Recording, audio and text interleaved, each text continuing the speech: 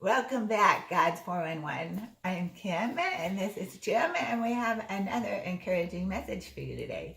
Yeah, today I wanted to talk about, I feel that a lot of times we try to control God, and God is uncontrollable. I mean, He's God, right? He's God. And in our attempts to try to control God through like a series of painful events or things that happen in our life, we become depressed, sad, frustrated, just unhealthy.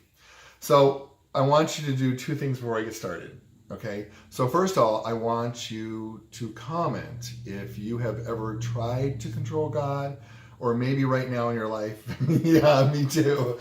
Maybe you are trying to control God right now.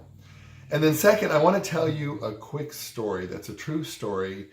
And as I'm telling you the story, I want you to picture God as the river, this wild, uncontrollable river, and you're the person in the kayak, okay? So this is a true story, and if you guys want to watch the documentary, it's called, I think, The River Runner. So there was this guy, and he was a world class. He was the best of the best at his time. He fell in love with the river.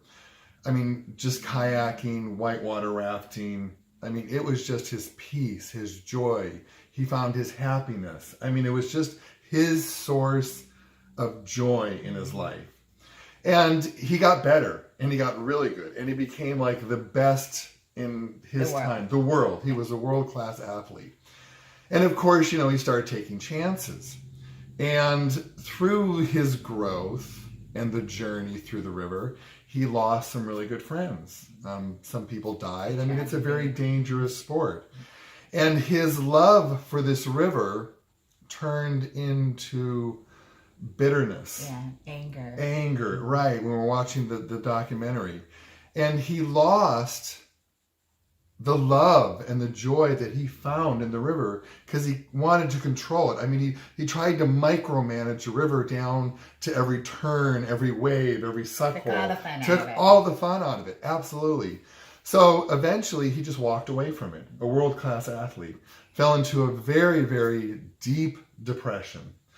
Ended up actually, he got a very bad headache, fell on the floor, passed out, couldn't see. He went in and he found out that he had a tumor right above his optical nerve. So, of course, he had surgery, but they couldn't take all of the tumor out because it was a really dangerous operation. Fell into a much more deeper depression, but then he kind of started to turn it around, and he started to reflect, and he actually went back out on the river. Yeah.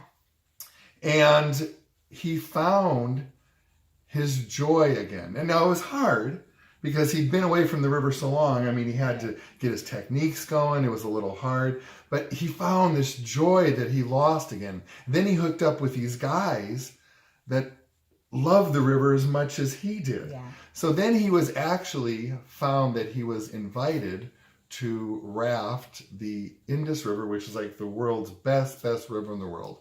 So long story short, he went on, and the lesson that he learned, and I think this is a lesson that we can learn and we can apply it to God, is that he said, doing this world-class river, he learned that he was trying to control the river so much that he lost his joy. If he would just let his heart lead and let the river lead him where he wanted to go, it just completed him. It did.